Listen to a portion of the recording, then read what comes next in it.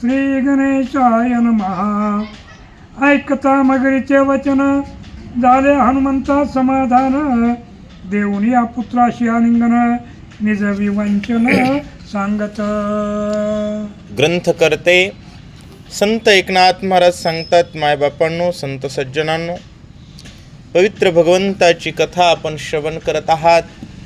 कालच्या अध्यायामध्ये हनुमानजींचं आणि मकरध्वजाचं त्या ठिकाणी युद्ध झालेलं आहे. मगरीनं त्या ठिकाणी मध्यस्थी केल्यानंतर दोघांची भेट झाली, एकमेकांचं समाधान झालं. हनुमंतानं पुत्राला आलिंगन दिलं अशा प्रकारचा भाव व्यक्त करतायत. आणि त्यानंतर हनुमानजी काय विवेचन करतायत ऐकूया. असं सांगतात, आमुचा स्वामी श्री रघुनाथ निद्राकांत कटकांत वानर मेळिकारी निद्रिस्त राक्षसी मत्त पै केले. आणि हनुमानजी त्या ठिकाणी बोलू लागलेले आहेत. आमुचे स्वामी प्रभू रामचंद्र त्या ठिकाणी निद्रिस्त असताना, आमच्याच कटकामध्ये झोपलेले असताना, वानरी झोपीमध्ये असताना राक्षसांनी उन्मत्त अशा प्रकारचं कार्य केलेलं आहे. काय केलेलं आहे सांगतो. मोहनास्त्र सावधानता गालोनिया तत्वता मोहन केलं समजता सुसुप्ती अवस्था लागली. राक्षसांनी त्या ठिकाणी मोहनास्त्र घातलेलं आहे. त्यामुळं सावध अवस्थेमधील सर्व वानर संमोहित झाले आणि सुसुप्ती अवस्थेत गेले. आजही तेच आहे महाराज. तुम्ही आमच्यासारखे आम्ही तुमच्यासारखे म्हणतात. हे संमोहन आहे. संविधानातला सेक्युलरिझम शब्द हा संमोहन आहे. अस्त्र आहे ते एक मोठं अस्त्र आहे. त्याच दिवशी धर्म संपवला देशातून. धर्मनिरपेक्ष याचा अर्थ धर्माची अपेक्षा नसलेला देश. धर्माची अपेक्षा नसणं म्हणजे अधर्माचा देश. आणि अधर्म म्हणजे बलात्कार, चोरी, डाका, भ्रष्टाचार याच्यासाठी प्रसिद्ध असलेला देश असा त्याचा स्पष्ट अर्थ होतो. आणि अशा प्रकारची कृती करणं हे राक्षसांचं संमोहन असतं. त्यामुळे हा जो काही शब्द घातलेला आहे हा राक्षसी प्रवृत्तीतून जन्माला आलेला आहे, दुसरं काहीही नाही आहे. असो, राक्षसांनी संमोहन घातलं आणि वानर सुसुप्ती अवस्थेत गेले. आज कितीही मोठा चांगला व्यक्ती म्हणतो महाराज सर्व धर्म समभाव, म्हणजे वानर संमोहनात गेले. होय, अमृत आणि विष सारखं असतं का? अमृत आणि विष सारखं असतं का? आणि जरी सारखं वाटलं तर परिणाम सारखे देतात का? नाही आहे. त्यामुळं धर्म आणि अधर्म सारखे असू शकत नाहीत. परंतु राक्षसांच्या संमोहनाचा परिणाम आहे वानर सुसुप्ती अवस्थेत गेले असं सांगतायत. कपट योद्धे राक्षस सन्मुख न येतीच संग्रामास चोरून या श्रीरामास पाताळास आणले. कपट योद्धे असणारे राक्षस कधीच समोर येत नाहीत, कारण समोर येण्याचं त्यांचं धाडस नाही आहे.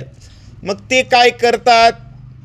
रामचंद्र प्रभूंना त्यांनी चोरलं आणि उचलून त्या ठिकाणी पाताळात आणलं. अशा प्रकारे बजरंगबली सांगू लागलेले आहेत. पृथ्वी पाहता समजता न सापडती सर्वथा पाताळाशी आलो आता श्री रघुनाथा पाहावया. संपूर्ण पृथ्वीचा मी त्या ठिकाणी शोध घेतला, प्रभू रामचंद्र त्या ठिकाणी सापडत नाहीत. हे लक्षात आल्यानंतर प्रभूंचा शोध घेत घेत मी पाताळात आलेलो आहे. अशा प्रकारे मकरध्वजाला सांगू लागले. तव येथे शुद्धी लागली तुम्हाशी भेटी झाली श्रीराम प्राप्तीची वहिली बुद्धी भली तुम्ही सांगा.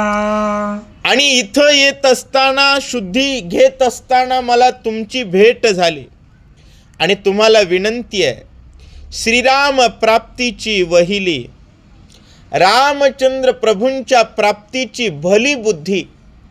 कारण देव प्राप्त करण्याची विचार करणारी जी बुद्धी आहे ती भली आहे महाराज. वैभववान बुद्धी आहे, श्रीमंत बुद्धी भगवंताचा शोध घेते. दरिद्र बुद्धी अनंत वाचाळ बरळती बरळ त्यांचा विषय, परंतु बुद्धीचे वैभव अन्य नाही दुजे. म्हणून मी त्या केशवराज श्रीरामचंद्र प्रभूंचा शोध घेतोय, मला मदत करा. तुमचे सोयरिकीचे सुख आम्हाशी ह्याची आलोलिक, भेटवावा रघुकुळ टिळक अवश्य तुम्ही आजी. तुमच्याशी आमची सोयरीक झालेली आहे, मग तुम्ही आम्हाला कोण भेटवा? राम भेटवा. होय, राम राम करतो तोच सोयरा, ज्याला बघितल्यानंतर राम म्हणता येतं, राम ऐकू येतं, राम पाहावं वाटतो तेच. कुणालाही उठून सोयरा धायरा म्हणायचं नाही महाराज.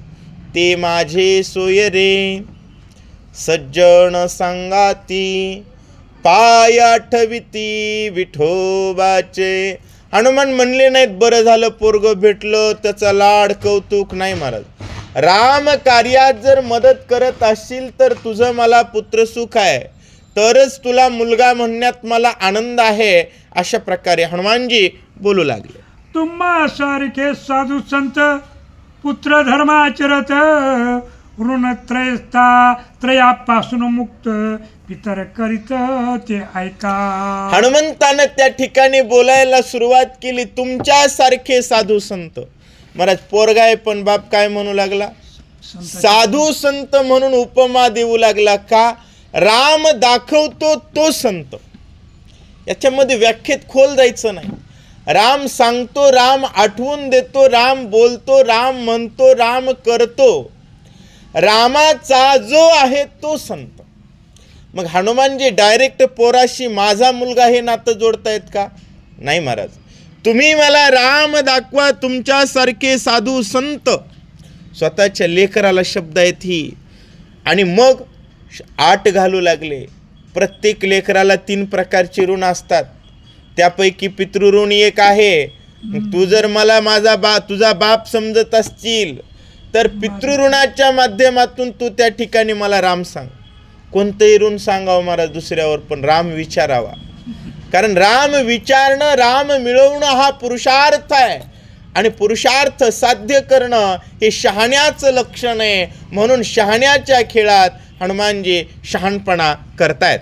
देव पितर मनुष्य ऋण तीही गुंतले प्राणीगण, ऐक याचे लक्षण विवंचून सांगेन.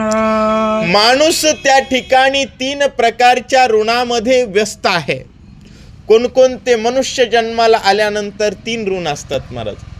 देव ऋण, पितृऋण आणि मनुष्य ऋण. मनुष्य ऋण म्हणजे कोणतं? देव ऋण म्हणजे काय? देवानं देह दिलाय आणि बापानं जन्म दिलाय. देवानं देह दिलाय म्हणून देवाचं भजन करावं, तीर्थयात्रेला जावं, सप्ताहाला पट्टी द्यावी. हे झाला देव ऋणाचा विषय. पितृरूप वडिलांचं तर्पण करावं, जिवंत असताना त्यांची सेवा करावी, मेल्यानंतर त्यांच्या नावानं अन्नदान करावं, दानधर्म करावा, त्यांना त्या ठिकाणी 13वी वर्षश्राद्ध, पितृपिंड अशा प्रकारच्या सर्व क्रिया करणं हा पितृदोषातून किंबहुना पितृऋणातून माणूस मुक्त होतो. आणि त्यानंतरचा मनुष्य ऋण म्हणजे कोणतं आहे? समाजामध्ये समाजाचं ऋण आहे. आज आपण इथं रामायण सांगू शकायलो, हा उपकार कोणाचा आहे? समाजाचा उपकार आहे. समाजानं सरकार बनवली, सरकारनं पोलीस बनवली, शिक्षक बनवले, आमदार, तलाठी वगैरे हे सगळे संरक्षण पोहोचवतात आपल्याला. तलाठी शेताच्या नोंदी ठेवतो, काय पैसे मागतो का आपल्याला? नाही मागत. तहसीलदार आपल्याकडून पगार घेतो का? नाही घेत. पोलीस आपल्याला संरक्षण पुरवतो. आल्याबरोबर 10 लाखाची गाडी 50-50 हजार पगारीचे लोक येतात, आपल्या कामासाठी येतात. हे कुणाचं ऋण आहे? हे मनुष्य ऋण आहे, हे समाज ऋण आहे. आणि या 3 ऋणात माणसं गुंतलेली आहेत. आणि या 3 ऋणातून मुक्त होणं हे प्रत्येक प्राण्याचं कर्तव्य आहे. आणि ते कर्तव्य कसं आहे काय नाही याचं थोडं विश्लेषण करून सांगतो, असं संत एकनाथ महाराज सांगतात. देवऋणे यागादिकी पितरमुक्ती तिलोदकी, मनुष्याचे ब्रह्मस्वकी फेडिता सुखी सोय होती. देव ऋण पूर्ण करण्यासाठी यज्ञ करावा महाराज. यज्ञ करणं म्हणजे काय? एक पूजा पाठ आहे. आपली सकाळ सकाळची देवपूजा असेल, सप्ताहात ज्ञानेश्वरी पारायण असेल, वगैरे वगैरे ज्या काही सत्कर्म क्रिया आहेत त्या देव ऋणातून मुक्त करतात. पितृऋणातून काय करावं? पिंड पाडावेत. आज दुर्दैव आहे बरं का, बापच मानाय तयार नाही. बापच मानाय तयार नाहीत. मेलेल्या बापाला पिंड द्यायला तयार नाहीत. बाप कावळा होतो का म्हणायलेत. बाप कावळा होत नसला तरी तू डोम कावळा आहे.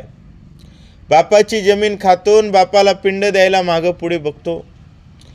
अशा जर मूर्ख संतती जन्माला आली तर धर्म लोप पावत असतो. वडिलांसाठी पिंड तर्पण करणं हे पुत्राचं आचरण आहे, ते कर्म केलं पाहिजे. त्यानंतर सांगतायत मनुष्याचे ब्रह्मस्वकी फेडिता सुखी स्वयं होती. मनुष्याचं ऋण कोणतं आहे? स्वतः ब्रह्म होणे म्हणजे मनुष्य ऋणातून फिटणे किंवा ब्रह्म बनवण्याबाबतीत समाजाला जागृत करणं, किंबहुना तत्संबंधी कार्य करणं, किंबहुना प्रत्येक व्यक्तीत ब्रह्म बनून ब्रह्म समजून आपलं कर्तव्य कर्म करणं. या पद्धतीनं मनुष्य ऋणातून जे जे देखिजे भूत ते ते मानिजे भगवंत. दरिद्र आपले पंतप्रधान म्हणतात मुझे दरिद्र नारायण की सेवा करणी है. म्हणजे गरिबामध्ये त्यांना कोण दिसतो? भगवंत दिसतो. आणि त्या गरिबाची सेवा म्हणजे हीच विष्णूची महापूजन. अनुभव नाही दुजा. अशा प्रकारची सेवा करण्याचा भाव याला मनुष्य ऋण म्हणावं असं नाथ महाराज विवंचन करतायत. माझ्या भेटविल्या रुग्णात ऋणत्रयाशी तुम्ही निर्मुक्त. वा. विभाग रचना यथार्थ ऐक सुनिश्चित सांगेन. आणि हनुमंतानं सांगितलं हे बघ, माणसाला एक एक ऋण फेडण्यासाठी अनेक कष्ट करावे लागतात. पण तू जर मला राम भेटवून दिलास तर तुझे सगळेच ऋणातून एकदाच मुक्त. रोज रामायणाला आलं की तिन्ही ऋण फिटतात महाराज. तीनही ऋण फिटतात. कसे? लक्षात घ्या. कथा परिसता रामायण. काय होतं? पूर्वज उद्धरते जाण, पितृदोषच राहत नाही. काय म्हणणे? पिंड पाडले काय, नाही पाडले काय? हा, पिंड पाडावेत. कारण जी काही भगवंतानं शास्त्रानं वेदानं आपल्याला विहित कर्म दिलंय त्याचं लौकिक धर्मातून आचरण करणं हे साधू संताचं मुख्य लक्षण आहे. ज्ञानेश्वर महाराजांनी तर सांगितलं साधू संतांना विहित कर्म नसतात, पण त्यांनी विशेषतः ती आचरावी लागतात. का? लोकसंग्रहा येथ वडील जे जे करीती तया नाम धर्म ठेविती येर तेच अनुष्ठिती सामान्य सकळ. सामान्य सज्जन लोकांना ती रूढ पडावी म्हणून साधू संतांनी सुद्धा पितृपिंड पाडली पाहिजे. पण अध्यात्मशास्त्राचा विचार करता त्यांना पितृदोष नसतात, पितृपिंड पाडावीच असं बंधन नसतं. म्हणून रामायण ऐकल्यानंतर पितृदोष लागत नाही, स्वतःचा उद्धार होतो. आणि नरेंद्र मोदी सारखा एखादा वक्ता जर बनला आपल्या संगतीत येऊन तर काय? उद्धरे जाण त्रिजगती. त्रिभुवनाचा उद्धार एका कथेतून होतो. म्हणजे रामायण ऐकल्यानं त्रिदोष जातात आणि तीन ऋण फिटतात. मग तो राम जर तू मला दाखवलास तर तुझे तिन्ही ऋणातून मुक्त होईल. अशा प्रकारे हनुमानजी हे सगळं शास्त्र का सांगू लागले? राम भेटावा म्हणून. देवाचा देव रघुनाथ तो भेटला यथार्थ. देवऋण नित्यम निर्मुक्त वेदशास्त्रार्थ संमत. अरे बाळा, देवाचा देव राम आहे. होय, सर्व 33 कोटी देव आहेत. आणि त्या देवाचा देव कोण आहे? प्रभू रामचंद्र आहेत. आणि तो जर मला तू भेटवून दिलास तर निश्चित कशातून मुक्त झालास? देव ऋणातून नुसता मुक्त नाही, नित्य निर्मुक्त. आणि मी मनानं बोलत नाही म्हणले, कारण कसं असतं महाराज, कोणती गोष्ट कोर्टात बोलायचं झालं तर पुरावा लागतो आणि घटनेचा संदर्भ लागतो. असं मोगम बोलता येत नाही. कंबर बांधून बोलायचं झालं तर प्रमाणबद्धच बोलावं लागतं. आणि समाजाला पटवून द्यायचं झालं तर वेदशास्त्रानं संमतीचंच बोलावं लागतं. हनुमानजी म्हणू लागले, हे मंच बोलत नाहीये, वेदशास्त्रासहित बोलतोय असं सांगतात. मनुष्य नाट्य विडंबने रूप धरिले रघुनंदने. मनुष्य ऋणे मुक्त स्वय होणे जान दर्शन तयाची. भगवंतानं त्या ठिकाणी मनुष्य नाट्य विडंबन म्हणजे लीला.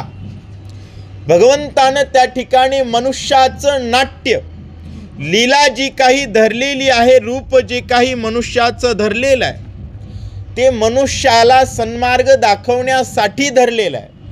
त्यामुळं रामचंद्र प्रभूंचं चरित्र ऐकल्यानंतर, प्रभूंच्या चरित्रासह आचरण केल्यानंतर, किंबहुना ते प्रभू बघितल्यानंतर मनुष्य ऋणातून माणूस आपोआप मुक्त होतो असं हनुमानजी बोलतायत. सकळाचा जनक जान स्वय श्रेष्ठ चतुरानन त्याचाही जनक आपण रघुनंदन साचार. बर, पितृऋणाचा जर विचार केला, कुणाचंच गोत्र सापडणं गेलं तर आपण कश्यपाचं लावतो. आणि त्या कश्यपाचा सुद्धा बाप कोण आहे? ब्रह्मदेवच. आणि त्या ब्रह्मदेवाचा बाप कोण आहे म्हणले हनुमानजी? प्रभू रामचंद्र आहेत. प्रभूंच्याच पोटामध्ये बिंबीमध्ये खेळत असलेला तो ब्रह्मदेव आहे. आणि मग तो राम जर मला त्या ठिकाणी तू भेटवून दिलास तर पितृऋणातून सुद्धा मुक्त होतोस, अशा प्रकारे बोलू लागले. त्या श्रीरामाची होता भेटी पूर्वज कोट्यानुकोटी उद्धरती उठाउटी श्रीराम दृष्टी देखिता. आणि त्या श्रीरामाची भेट झाल्याबरोबर पूर्वजांचा उद्धार होतो. एका नाही, कोट्यानुकोटी पूर्वजांचा उद्धार होतो. मग आपण अयोध्येला जाऊन यावर्षी जरी राम बघितले तरी आपल्या 10 पिढ्यांचा उद्धार झाला महाराज. केवढं मोठं भाग्य पदरात टाकलंय मोदी साहेबांनी. राम बघितल्याबरोबर कोट्यानुकोटी पूर्वजांचा उद्धार होतो, अशा प्रकारे सांगू लागलेले आहेत. थोडा वेळ थांबू.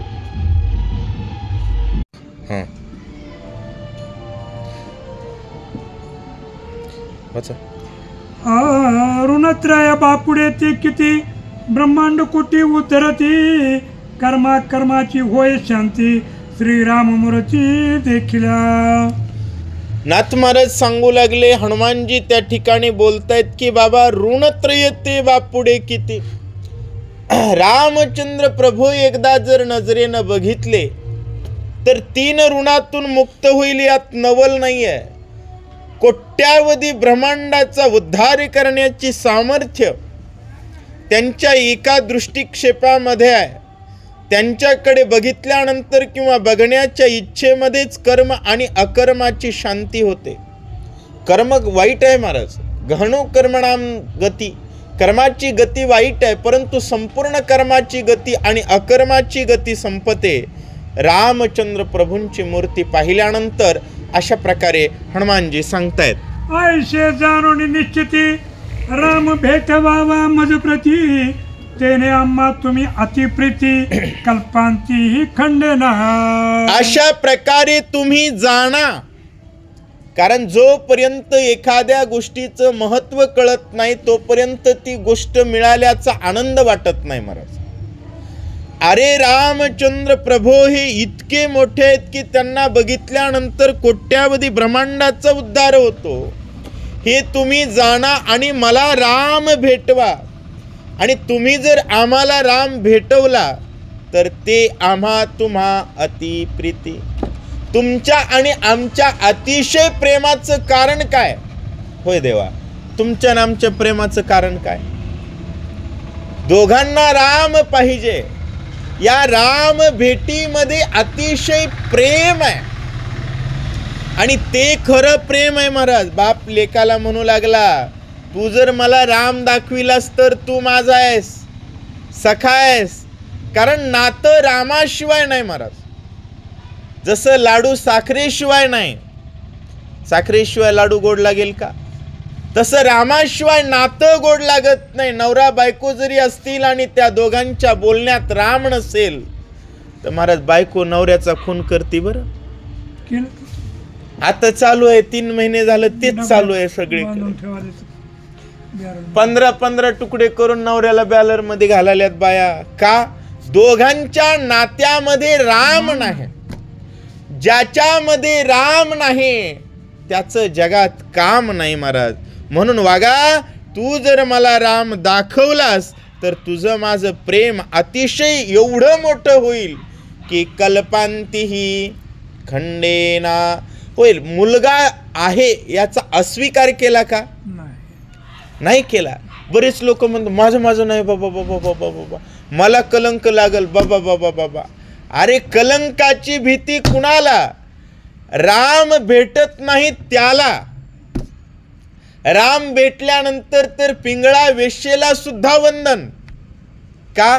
अहो मला सांगा, ज्याला परीक्षेत 95% पडलेत त्यानं पुन्हा पुस्तक वाचलं होतं का नाही वाचलं याच्यावर बहस करण्यात अर्थ नाही. त्यानं नाही वाचलं तरी तो यशस्वी आहे, वाचलं तरी तो यशस्वी आहे. तसं देव मिळाल्यानंतरचा विषय संपला.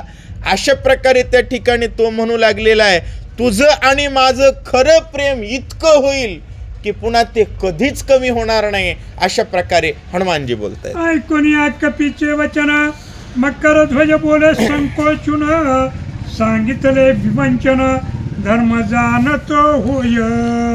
हनुमानजींनी त्या ठिकाणी बोलल्यानंतर, हनुमंताचं सर्व विवंचन बोलल्यानंतर मकरध्वज संकोचला.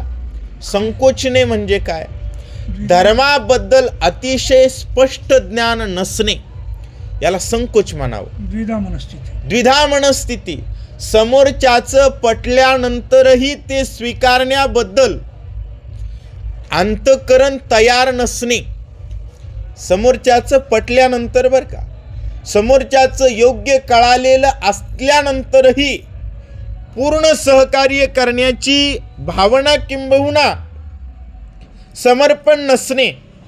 या पद्धतीच्या भावनेतून त्याच्या मनाला वाटलेला धर्म हनुमंतानं सांगितलेला धर्म आहे, पण मकरध्वजाच्या मनाला जो वाटतोय तो वेगळा धर्म.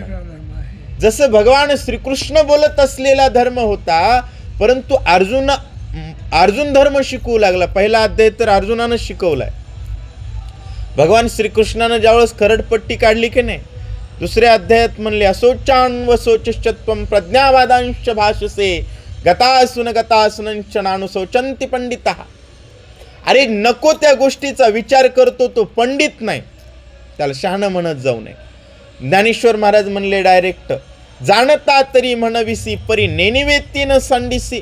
होय, शहाणा तर म्हणतोस पण येडेपणा सोडत नाहीस. येडेपणा सोडत नाही तो शहाणा आहे का? मला सांगायचं हे धर्म, त्या ठिकाणी धर्माचं पालन करत असताना संकोच नसला पाहिजे. पण आणि असेल तर तो साधूपाशी सांगितला पाहिजे. जो व्यक्ती धर्मपालनाचा संकोच संतापाशी सांगत नाही तो कायम धर्मपालनामध्ये दुबळा असतो. इथं त्याच्या मनाला वाटत असलेल्या धर्माचं विवेचन संकोचून, मी एवढं विश्लेषण का करतोय, सगळ्यांनी विचार करा. आपल्या मनात कुठं संकोच आहे का? तो संकोच फिटला पाहिजे. याच्याबद्दल मकरध्वज काय प्रश्न विचारतो? परी ये की संकोचता स्वधर्माची हनुमंता, तू माझ्या निज पिता म्हणून आता सांगेन. अरे हनुमंता, तू सांगितलास हा धर्म आणि मला वाटतोय तो स्वधर्म, आणि त्या स्वधर्माचा संकोच माणसाला बरीच वेळेस वाटत असतं. स्वधर्म म्हणजे माझा धर्म, काही कुणाचा धर्म नसतो. माऊलींनी सांगितलं, विश्व स्वधर्म सूर्य पाहो. विश्वाला स्वधर्माचा सूर्य कळावा. स्व म्हणजे आत्मरूपी सर्वनाम आहे. आत्मा कोण आहे? आता विश्वात्मके देवे. प्रत्येक विश्वाच्या प्रत्येक आत्म्यात व्यापलेला जो देव आहे तो विश्वात्मक देव, आणि त्याचं भजन करण्याची भावना याला स्वधर्म म्हणतात. परंतु त्याला वाटतंय, कुणाला? मकरध्वजाला वाटतंय माझा स्वधर्म, माझा मी म्हणजे कोण? 3.5 हाताचा माणूस असलेला मी आणि माझा धर्म. ज्यावेळेस माणूस मी आत्मस्वरूपाला मी म्हणत असतं त्यावेळेस माझा धर्म एकच आहे. ज्ञानदेव म्हणे भजा आत्मदेवा, अखंडित सेवा करा त्याची. आणि आत्मदेव कोण आहे? राम आणि कृष्ण आहेत. राम आणि कृष्णाचंच भजन करणं हा स्वधर्म आहे. ही स्वधर्माची खरी व्याख्या आहे. परंतु ज्यावेळेस माणूस स्वतःला व्यक्ती समजत असतं आणि मी कुणाचा तरी नौकर आहे, मी ज्याचा नौकर आहे तो माझा मालक आहे, असं कधी वाटतं? आपण आपल्याला देह समजत असताना. आणि मकरध्वज अज्ञानी आणखी सुद्धा तो स्वतःला एक माणूस समजतोय आणि मी कुणाचं खातोय?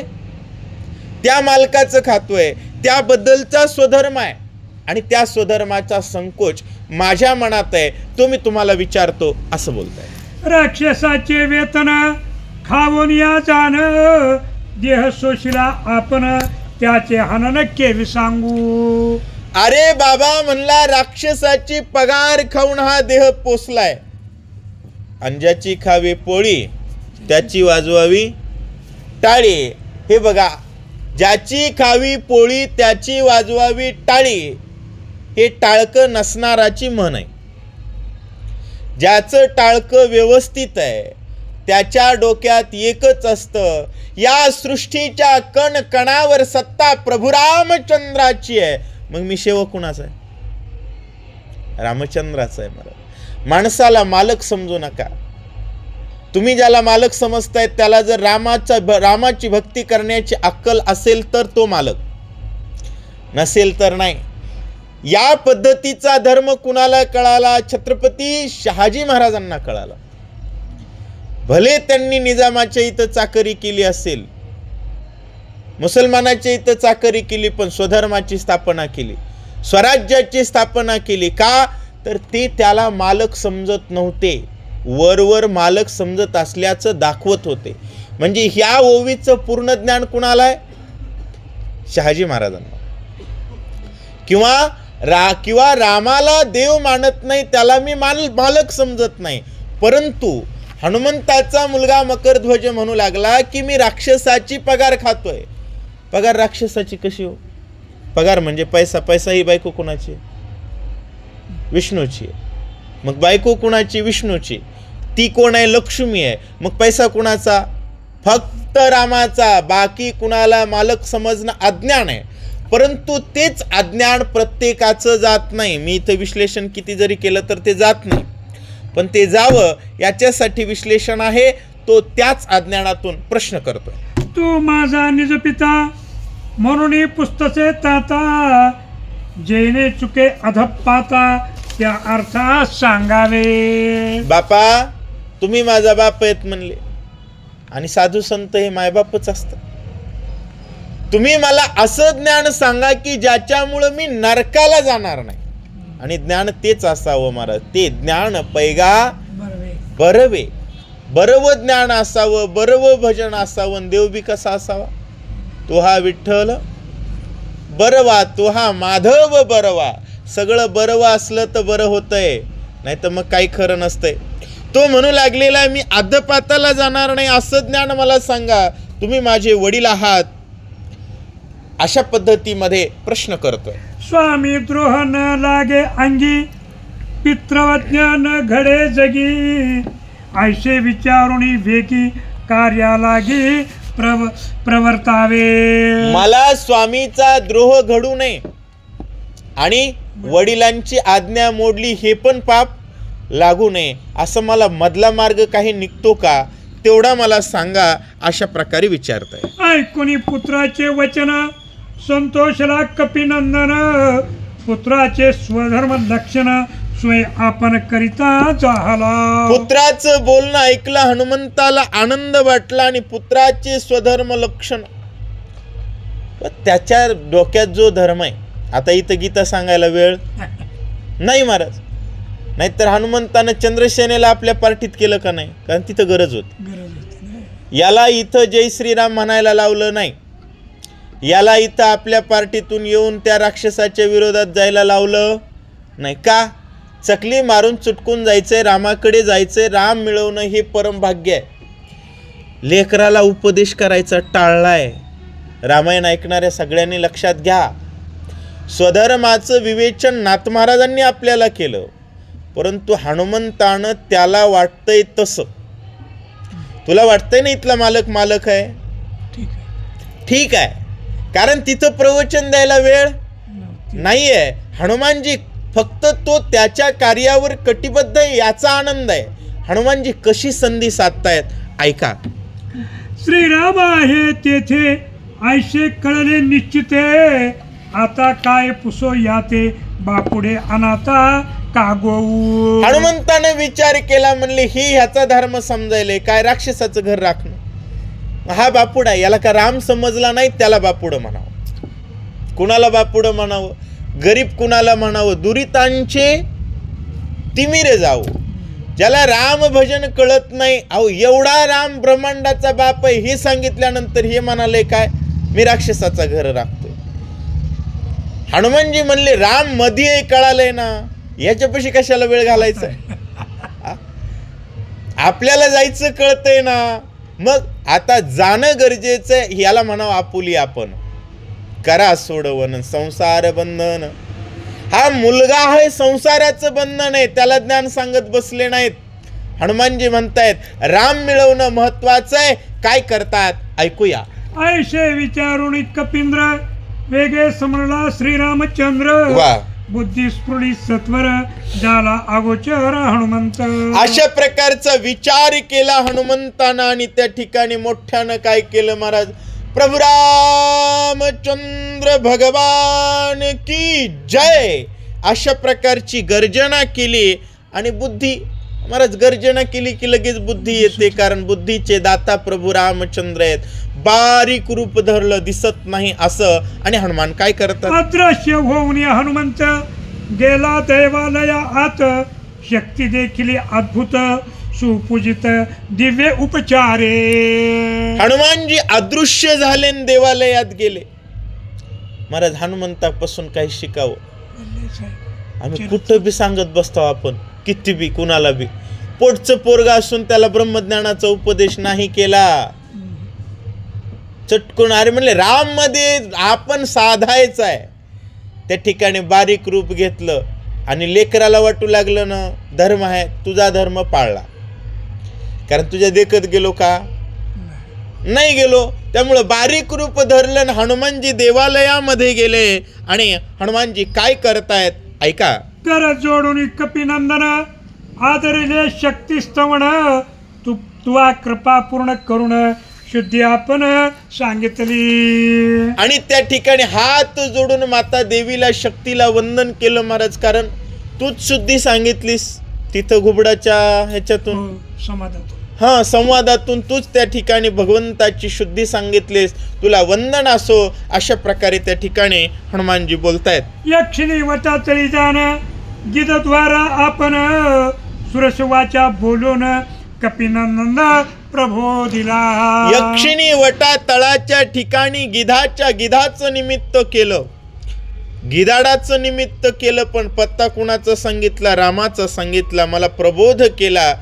प्रबोध म्हणजे काय, दोन अवस्था आहेत महाराज, एक बोध आणि दुसरा प्रबोध. प्रबोध म्हणजे काय, विज्ञान अवस्था आहे. बोध म्हणजे काय, ज्ञान अवस्था आहे. ज्ञान अवस्थेवर नेलेला व्यक्ती प्रकृतीत कार्य करू शकत नाही, म्हणून त्याला पुनरुज्जीवित करणं याला प्रबोध क्रिया म्हणत असतात. प्रत्यक्ष चलनवलनातून रामचंद्र प्रभू कुठे आहेत, पाताळात गेलेत. हा प्रबोध मला त्यांच्या करवी झाला. हे मी का सांगितलं, प्रबोध गिधाडाकडून सुद्धा देव करून घेतो.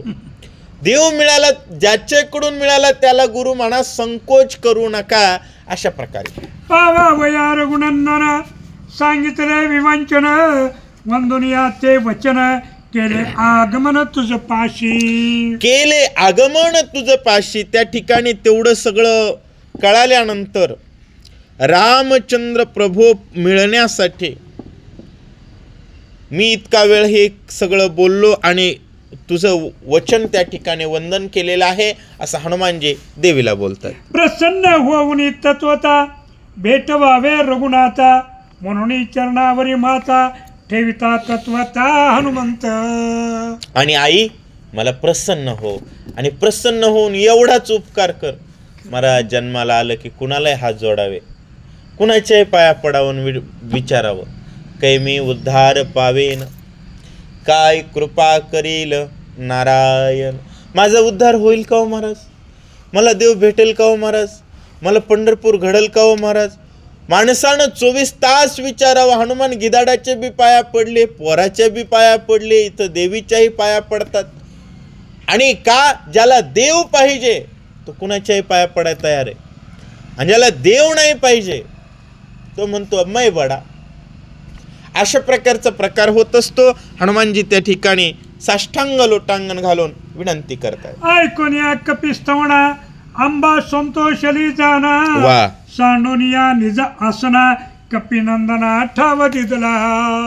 महाराज मातेला आनंद वाटला. बजरंग बली आहेत, भगवंताचे अनन्य भक्त आहेत. मातेला आनंद वाटला आणि आसन सोडलं. रामभक्त आल्यानंतर पहिला सिद्धांत आहे महाराज, तुम्ही कुठेही असा, कुणी असा, आजकाल दुकानदार असेल, कुणी असेल, कुठेही गेलं रामभक्त आले की त्यानं खुर्चीवरून उभं राहावं महाराज. आसन जर सोडलं नाही तर तो उद्धटपणा आहे, महादोष आहे.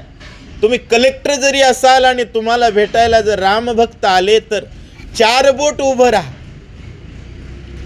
पुन्हा बसा, पण उठून बसा. कारण तो व्यक्तीचा सन्मान नाही आहे, तो भगवंताचा सन्मान आहे. आणि हनुमान आल्याबरोबर देवीनं स्वतःचं आसन सोडलं आणि हनुमंताला सांगितलं या बसा. किती छोटे छोटे गोष्टी आहेत. आजकाल वाईट वाटतं मला, मिरवणूक जाते भर शहरातून, दुकानदार आपल्या आपल्या कामात व्यस्त असतात.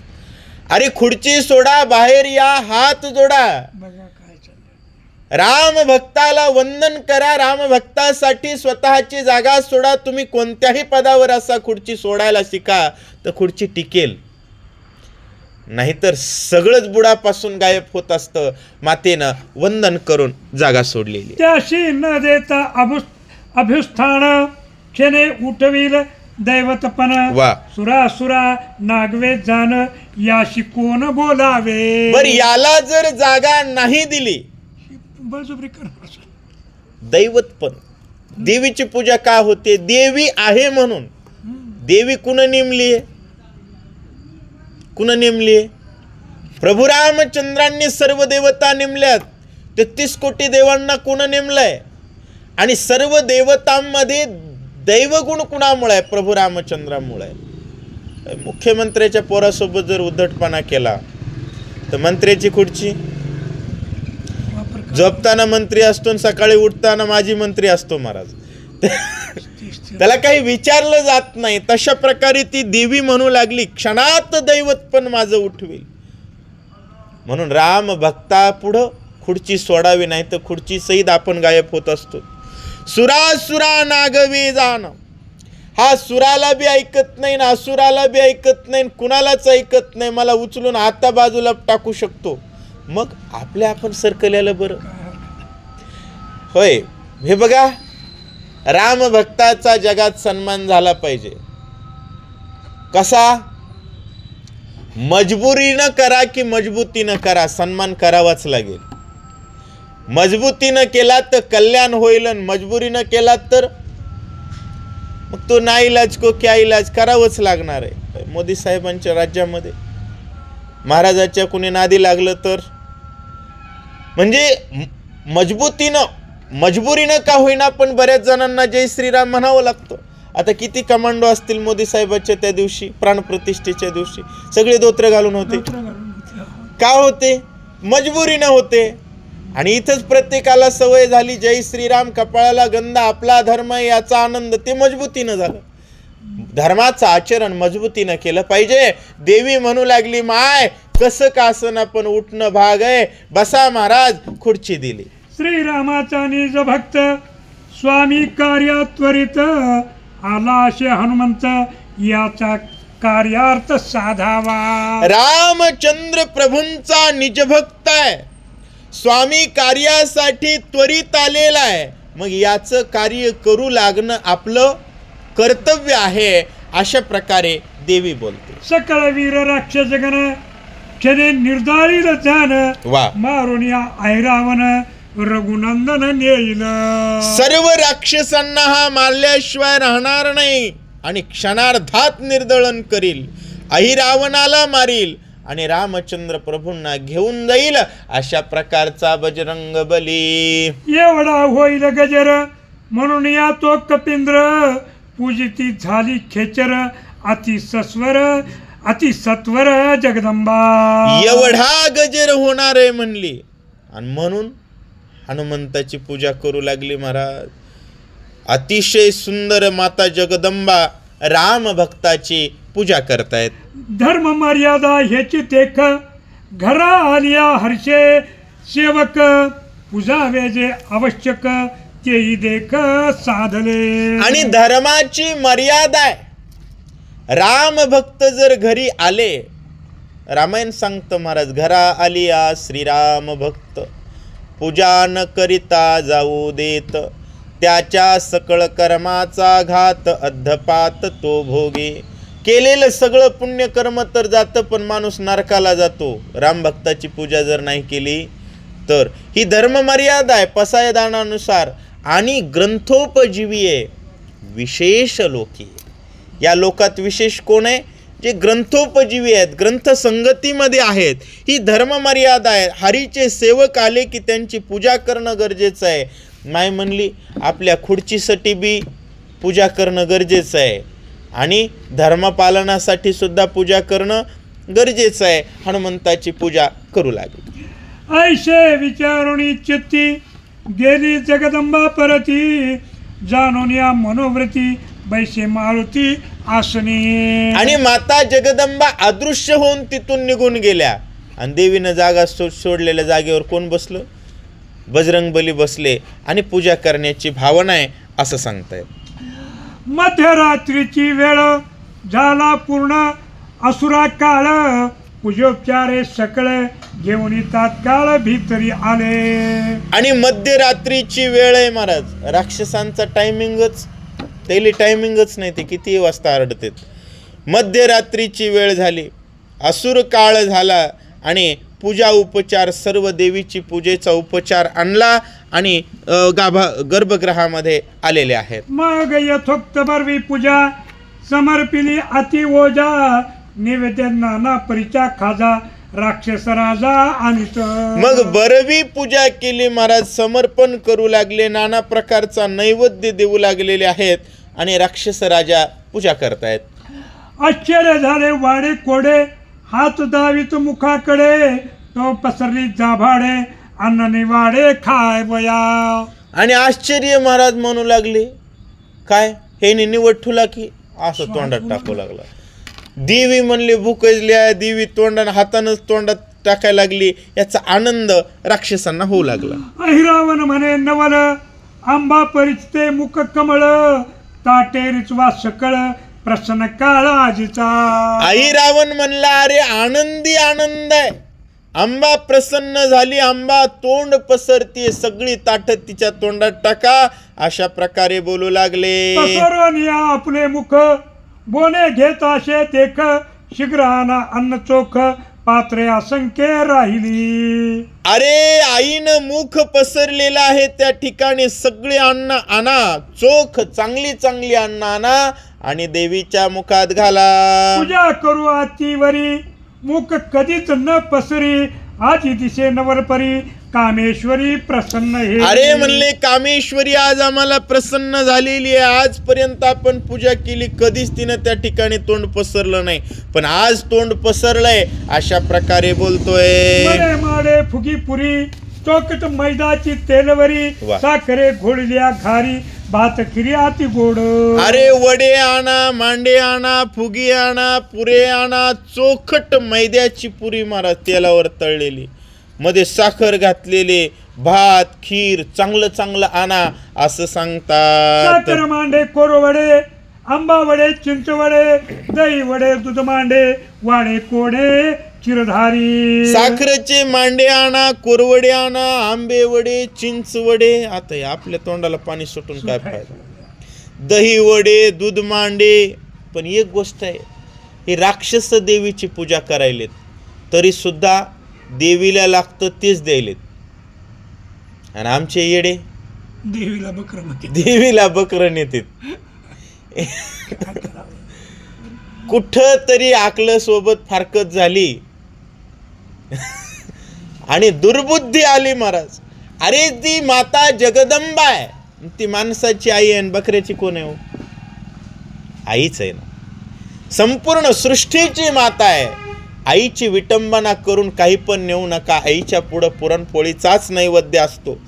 इतकी जनावरं खाणारी राक्षस होती, परंतु साखरेसारखे मधुर पदार्थ देवीच्या मुखात टाकतात. सोजवळ जिरे साळिया, जेवी मोगरियाच्या कळ्या, वरी डाळी मुगाच्या घालती या पद्धती त्यावरी. भात आहे सोज्वळ, अशा प्रकारचा साळीचा भात आहे, वरी मोगऱ्याच्या कळ्या म्हणा. आता काय काय काही कळना, पदार्थच पदार्थ.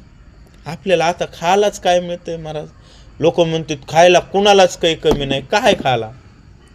वरण भात चपाती, कुणाच्या तरी इथं भाकर, कुणाच्या तरी झालं, संपलं, खायचं संपलं. कुणाच्या इथं दूध नाही, कुणाच्या इथं दही नाही, कुणाच्या इथं तूप नाही, आणि जरी असलं तर त्याला चव नाही. असो, इथं सुंदर अशा प्रकारचे पदार्थ आहेत असं सांगू लागले. ताकाची चौकट, वेळा मिरे समसकट, फुरके घेता पै उद्धट, ब्रह्मांड कोटी गरजत. ताकाची कडी आहे, वरी वेळा मिरे, फुरके घ्यायला असे फुर फुर मध्ये कापूर टाकलेली कडी, ब्रह्मांड वाजेल, अशा पद्धतीचा आता नाथ महाराजांचा भाव व्यक्त करू लागलेले आहेत. चिर चौकट वळवटवीची, वरी पंचधारा साखरेची, लोणी तावून अतिसुरुची, वाटी तुपाची भरलेली. आणि वर त्या ठिकाणी क्षीर म्हणजे दूध आहे, वळवट म्हणजे त्याला आपण काय म्हणते, बोटुळ्याची खीर. पंचधार साखर आहे, तूप आहे, त्याच्यामध्ये दूध आहे महाराज. अशी साखरेची बारीक खीर केलेली वाटी भरून ठेवली होती असं सांगतात. मिरे कापूर, सुंठी आदी सकळोपचार, करून या ती आरवार, दही भात सत्वर आणला. वेळा मिरे कापूर सुंठ टाकलेली आहे मध्ये, असं मस्त पैकी दही भात बनवलेला आहे. याला आपण मसाला भात म्हणतो की नाही? आता शोध नाही लागला. मसाला भाताची लक्षण आहेत ही सगळे.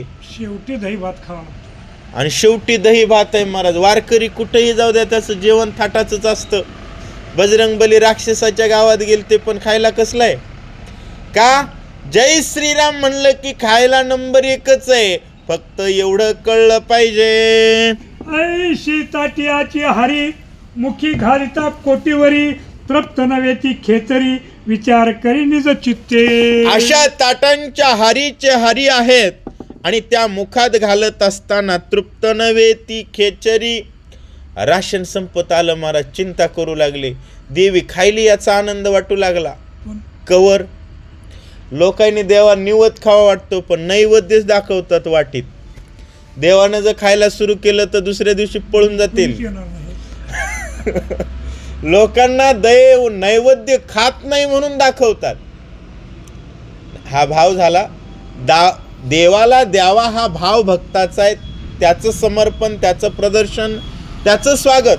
परंतु सांगण्याचा भाव असा आहे, राक्षस घाबरले, देवी टाकलेलं सगळं देवी गडप करते असं सांगतात. जितके रांधिले अन्न तितके वेचले संपूर्ण, मग मांडले फळभोजन नाना जाती प्रकारे. जेवढं बनवलं होतं, रांधलेलं होतं, ते सगळंच संपलं.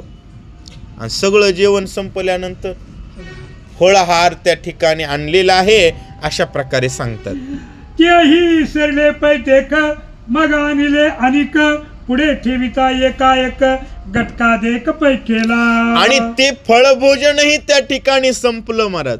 आणि ते संपल्यानंतर पुढं मग काय काय आणील, जेवढं आणील तेवढं गोटकून गटक करायचं असं बजरंगबली कार्यक्रम करतात. रोटी पोळी गुळवरी, दिवशी मुकुट केले भारी, न लागता दशा दशनांतरी, गटका गटका करी जगदंबा.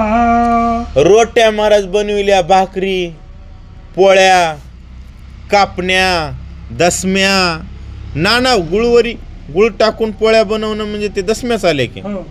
अशा प्रकारे दिवशी मुटकुले, त्याला आपण काय म्हणतो मुटके, ते चपात्याचे करून केलेले असतात. तशा प्रकारचे मुटके बनवलेले आहेत. आता काही जरी बनवलं तर केलेलं होतं देवीनं, टाकलं की गुटकून गडप करायचं असं सांगतात. बहुता दिवसाची भुकेली राम गमने सुखी झाली, वा. अन्न स्वीकारू लागली तृप्ती वाहिली तेव्हा. राक्षस म्हणू लागले बऱ्याच वर्षापासून देवी भुकेजली आहे म्हणले. राम आल्यामुळे तिला काय झालाय म्हणले, आनंद झालाय, आणि त्या आनंदात देवी जेवायला लागली. हनुमंताचा विचार पूर्ण राक्षसा ओळला रघुनंदन, घ्यावयाशी मोक्षदान येते गमन पै केले. आणि हनुमंताचा विचार आहे महाराज, राक्षसा ओळला रघुनंदन. जोपर्यंत राम ओळणार नाही तोपर्यंत संत येत नसतात बरं का. बहु अवघड आहे संत भेटी. मग कधी भेटतात, परिया जगजेठी करुणा केली. देवानं कृपा केल्याशिवाय संत येत नाही, तर संतन देव आल्याशिवाय उद्धार होत नाही. जनावर खाणाऱ्या या राक्षसांचा आज काय होणार आहे, कधी होणार आहे, संताला जीव घातल्यानंतर. महाराज पोटभर हनुमंताला यांनी जीव घातलं, आपण बे शनिवारची एखादी पंगत घ्यायला पाहिजे, सगळ्यांनी विचार केला पाहिजे. कारण संत जेवले की देवाला आनंद होतो. हनुमान म्हणतायत मला खाऊ घातलंय ना, आता यांना मोक्षाचं दान देणार. श्रीरामाचा मी किंकर मोक्ष देईन निर्धार, वा. मागे राहता अनुमात्र वासना सत्वर ओढील. म्हणले मी श्रीरामाचा किंकर आहे आणि नक्की काय देणार आहे, मोक्ष देणार आहे. हनुमंताचं ठरलेलं आहे, पुढे आलेल्याला मोक्ष द्यायचा म्हणजे द्यायचा, मी देणारच, पण मागे राहता अनुमात्र. मागं जर काही राहिलं महाराज, देत असताना देवाला देत असताना मागं राहण्याची भावना नसतात, त्याच्यात मन अडकत असतं. जो मज होय अनन्य शरण म्हटलंय, पूर्ण शरण म्हटलंय. अर्ध शरण, पाव शरण, 1% 1.5% नाही आहे. मग राक्षसांचं सगळं संपवल्याशिवाय त्यांचं पाप संपणार नाही, पाप संपल्याशिवाय उद्धार होणार नाही. म्हणून जेवढं आहे तेवढं हनुमानजी खाऊ लागले. राक्षसाचे सर्वस्व देखा नार्पिता रघुकुळ टिळका न पावती मोक्ष सुखा म्हणून देखा गटकावी. राक्षसांचं सर्वस्व जोपर्यंत अर्पण करणार नाहीत, न अर्पिता रघुकुळ टिळका. रामाला तुम्ही जोपर्यंत सगळं अर्पण करत नाहीत तोपर्यंत कुणाचाच उद्धार होत नाही. राक्षसांचा बी होत नाही, भक्ताचा बी होत नाही. महाराज जगात माझं काय, शहाण्या माणसानं म्हणावं राम माझा. येडे म्हणतात बायको माझी, लेकरं माझी, घर माझं, आहे की नाही. रामाशिवाय तुम्ही कुणालाही माझं म्हणलात की तुम्ही मेलात 100%. मग सगळं रामाचं, पण राम माझा, मग सगळं कुणाचं. शहाण्याची सत्ता बघा ना. काही लोक घराला माझं म्हणतात, 10x10च्या खोलीतच मारतात, तेवढीच माझी म्हणतात. आणि बाकीचे संत काय म्हणतात, माझं काहीच नाही, माझं काहीच नाही म्हणतात. आणि विठ्ठल माझा माझा, मी विठ्ठलाचा, सगळं त्याचंच आहे. तसं आहे, जोपर्यंत आपण सर्वस्व रामाला अर्पण करणार नाही तोपर्यंत उद्धार होणार नाही. हनुमानजी म्हणले यांच्याकडे मागं काहीच शिल्लक ठेवायचं नाही, जेवढं टाकतील तेवढं गडप करू असं सांगतायत. तव बोलती रक्षोगण आहिरावन परिसवचन, आंबेशी तृप्ती लागी जाण रघुनंदन आणावा. तोपर्यंत त्या ठिकाणी राखणदार बोलले. काय म्हणले महाराज, राम आणणारे म्हणले रामाची भूक लागली. आणि भूक कुणाची लागली होती महाराज, रामाचीच लागली होती. आणि खरंय हो, रामाचीच भूक आहे. रामाचीच भूक लागावी म्हणून हनुमंताच्या मंदिरात पुरणाची पोळी करा, बालुशाही करा, बासुंदी करा. भूक कशाची असावी, रामाची. हनुमंताला रामाचीच भूक आहे, तुम्हा आम्हाला रामाचीच भूक आहे. जगात अपेक्षा असावी ती एकाचीच, रामाची. इच्छा असावी ती एकाचीच, रामाची. आपला वाटावा तो फक्त रामच वाटावा. रामासह सगळं आपलं, रामाशिवाय आपण नाही ना आपलं काही नाही, एवढं ज्याला कळतं तो शहाणा आहे. अशा बदल